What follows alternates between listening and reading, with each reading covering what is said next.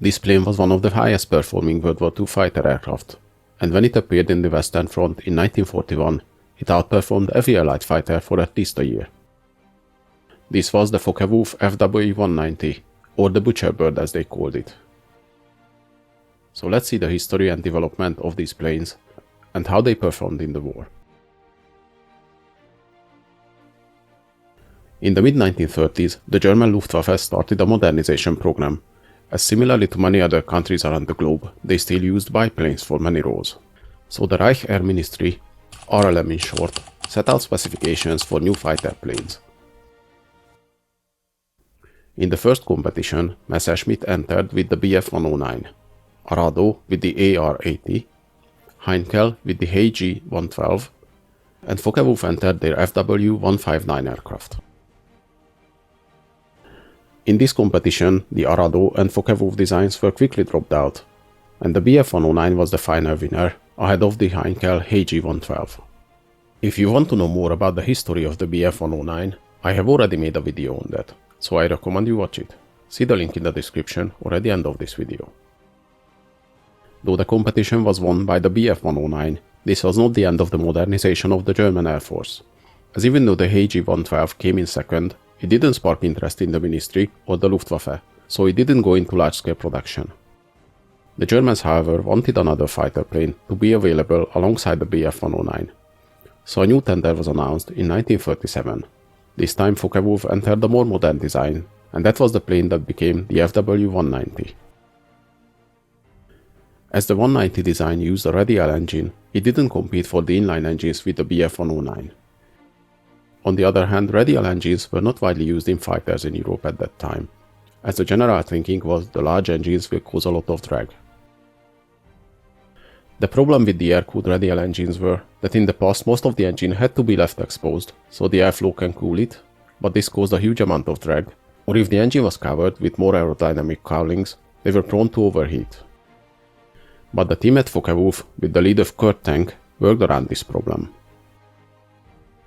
Tank had already seen how in the US they used big radial engines for fighter planes, and worked out solutions against the overheating of the engine. Initially, the design used the BMW 139 radial engine, and the large engine in the relatively small aircraft caused the cockpit to heat up to as high as 55 degrees Celsius. To prevent overheating but still cover the engine in a streamlined body, a large cooling fan was used behind the propeller. The first prototype used a huge spinner and very tight cowlings to cool the engine, but this didn't bring the results the design team hoped for, so it was soon changed to a more conventional design. The original BMW 139 engine, however, was not used for long, as even before the first flight of the V1 prototype, BMW was testing their new engine, the 801. This engine was much more powerful than the 139 and similar in diameter, but it was much heavier and longer, so it required the airframe to be redesigned. The Air Ministry convinced Focke-Wulf to switch to the new engine, and because of this, several earlier prototypes were abandoned, and the V5 became the first one featuring the new bigger engine. The modified airframe had to be longer to accommodate the bigger engine, resulting in the cockpit move more back, which on top of balancing out the bigger engine, solved the cockpit overheating problem and also provided space to install armament in the nose. The new engine's oil coolers were also moved to the front of the nose around the cooling fan and were placed in an armored ring. The Fw-190 design used several modern features of the time. It had a very wide track landing gear, which was praised by the pilots, as it was much sturdier and stable than the narrow track landing gear of the Bf-109s. Also, contrary to most aircrafts of the time, the 190 didn't use cables for the controls, which tend to stretch over time. It used push rods and bearings, which made the feel of the controls more consistent. The plane also featured electric motors for the landing gears instead of hydraulics, and on the engine used a complex automated control system, the so-called Kommandogerät, or command device, which automatically set the mixture, propeller pitch, boost and timing, essentially allowing the pilot to just move the throttle lever and leave the rest to the control device. As advanced as it was, of course this type of automatic control was not perfect, and sometimes surprised the pilots. The test flights of the V5 prototype with the new engine went fairly smoothly, and the aircraft proved to be very fast and maneuverable. In August 1940, the prototype collided with a vehicle on the ground, and while in the factory for repairs, it received new wings as well, with larger surface area.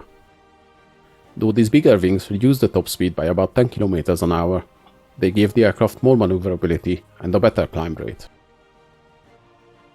By November 1940, an order was placed for 30 pre-production aircraft. These featured 6 7.92mm machine guns, and they entered service in March 1941 to be tested on the field. Their continuous engine problems, though, led to an investigation to the program, and the RLM only approved their full deployment after some 50 modifications. The Fw-190 had more than 30 different variants for different specifications, so we will not look at each of them in detail, just the main versions. In general, the A version was the most produced and used in greatest numbers, the variants ranging from A1 to A9. These models during their service were continuously developed, receiving stronger engines, and their armament was upgraded as well, going from the initial 7.92mm machine guns to 13mm ones, then 20 and 30mm cannons. Some models even carried grenade launchers and bombs. The 190 was a very fast and maneuverable fighter at low and medium altitudes, but its performance dropped significantly above 20,000 feet. This was not a big concern in the early service life of the aircraft, but later in the war, as the air battles were fought at higher altitudes, high-altitude improvements were needed for the Fw-190. There were several options considered by Focke-Wulf and the RLM. The Fw-190B version, featuring turbocharger on the BMW 801 engine, the Fw-190C version, using a turbocharged Daimler DB603 engine, and the Fw-190D version with the turbocharged UMO 213 engines.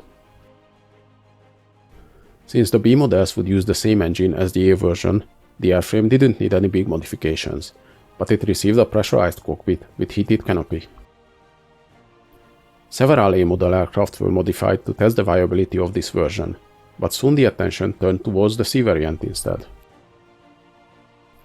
These variants, featuring the Daimler DB603 engine, needed more modifications. One of them was the lengthening of the tail, as the engine shifted the center of gravity forward. They featured a turbocharger below the aircraft together with the air intake. As the 190 was not a huge aircraft, the supercharger and its piping couldn't fit in the fuselage. In the end, these variants were found unreliable, and the added weight negated the performance upgrades. The D models, featuring the UMO 213 engines, were even more extensively modified. To maintain the balance of the aircraft, both the nose and the tail were made longer. But to try to keep the modifications to the minimum, the D models used a ring radiator in front of the engine, making the aircraft look like it still used a radial engine. Though this fighter kept the original wingspan, with the added weight it was overall less maneuverable, but was faster and became a very effective medium-altitude interceptor, though above 20,000 feet the performance still fell short to the Allied fighters. The final high-altitude version developed from the Fw-190 was the TA-152, but we will take a look at those planes in a later video. The F variants were developed to be used in the ground attack role. These featured additional armor at the bottom of the fuselage, around the cockpit, the fuel tanks, and the armament. They were equipped with bomb racks under the fuselage and later under the wings as well. The G version was built as a long-range variant. These featured additional oil tanks for the engine and could carry external fuel tanks under the wings. The armament was reduced to save weight and make space for the oil tanks. These variants were very versatile, as they could carry either fuel tanks or bombs or gun pods under the wings, or basically any variations of those. Some did feature the additional armor introduced on the F versions, some didn't.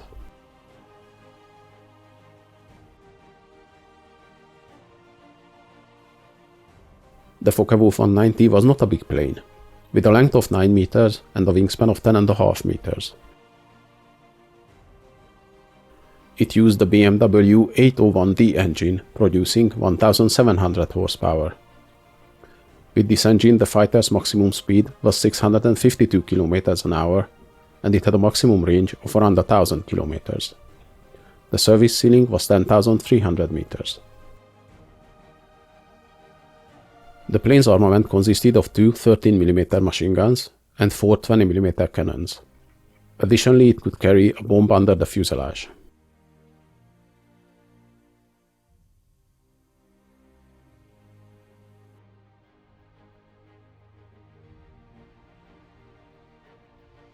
The Focke-Wulf 190 first appeared in August 1941, and at that time proved to be the best fighter on the Western Front. At medium and low altitudes, it outperformed all Allied fighter planes. The Spitfire Mark Vs had better turning radius, but in every other aspect they were inferior to the 190. The Allies actually were totally unaware of the new German fighter, and when the first reports arrived about the new radial engine fighter, they put it down as P-36 fighters, which the Germans captured from the French Air Force. Later it became clear the Germans deployed a new and powerful fighter plane, and slowly Allied aircraft losses started to rise, as no Allied fighter plane could catch the Fw-190 at low altitudes. The Focke-Wulf 190 gave the Germans air superiority over Western Europe for about a year. The Allies became so desperate to study the new aircraft, they planned a raid on a German airfield to steal one. They were hard-pressed to come up with something against the 190, as the Germans also started using the fighter-bomber versions over southern England, and these attacks were very hard to counter. Unlike the normal German bombing raids, which were picked up by the radar and the ground observers, these low-altitude high-speed attacks came with no warnings. The British pressed the Hawker Typhoon into service in late 1941, as at that time that was the only aircraft fast enough at low altitudes to catch the new German plane. If you want to know more about the Hawker Typhoon and its history, I have a video on that plane too. See the link in the description or at the end of this video. In June 1942, luck played in the Allies' hand. They managed to capture an intact 190 when its pilot mistook the Bristol Channel for the English Channel and landed at a British airfield by mistake. After studying the aircraft, they pressed the Spitfire Mark IX into service, which after summer 1942 again leveled the playfield. Later, the Focke-Wulf 190s were heavily used during the Normandy campaign after the Allied landings, both in ground attack role and against Allied aircraft, though against the overwhelming Allied air superiority, they suffered very heavy losses. As the Allied bombing raids became more frequent over Germany, the 190s were modified for anti-bomber operations, as their heavy armor and capability to carry heavy armament seemed perfect for the role. Many of them had their 20mm cannons swapped for the Mk108 30mm ones, and some variants carried rockets as well. But all these modifications made the aircraft even heavier and less maneuverable, and they actually needed lighter escort fighters themselves, usually Bf-109s, to keep the Allied fighter escort away from them. Though these formations not always worked as intended, when they did, the heavily armed 190s caused heavy losses on the bombers. This resulted in the increase in Allied operations against German airfields, to take out as many aircrafts on the ground as possible. The Focke-Wulf 190 appeared on the Eastern Front later, in late 1942. On this front, as most of the fighting was conducted at medium and low altitude, the 190s were very effective, many of their pilots collecting above 50 kills, some of them well over 100. They were also more suited to the muddy airfields on the Eastern Front than the Bf-109 with its narrow-track landing gear, and they could take more damage and still return from combat. Due to the low-altitude nature of the fighting on the Eastern Front, the aircraft were constantly exposed to the anti-aircraft fire, so the armor plating on the 190s and the more robust air-cooled engine was very much appreciated by the pilots. Thanks to their performance, they could usually gain control of the air against Soviet planes. But as the Wehrmacht was pushed back by the Red Army on the ground, and the Stuka dive bombers became increasingly less effective, the 190s were pushed into ground attack role more and more often. Over time, as the Red Air Force was built back and more advanced Soviet aircrafts appeared, their advantage started to melt away. They were still effective, but their numbers started to diminish, and the lack of fuel caused problems as well. The Focke-Wulf 190 saw combat in North Africa as well, although they arrived quite late at the theater, flying their first combat mission in November 1942. As in other theaters, the 190 again proved itself as a capable fighter and effective against ground targets as well, attacking Allied airfields, harbors, and other ground installations. They couldn't prevent the Allied victory in North Africa though, and after the German withdrawal, they flew missions from Sicily and Italy.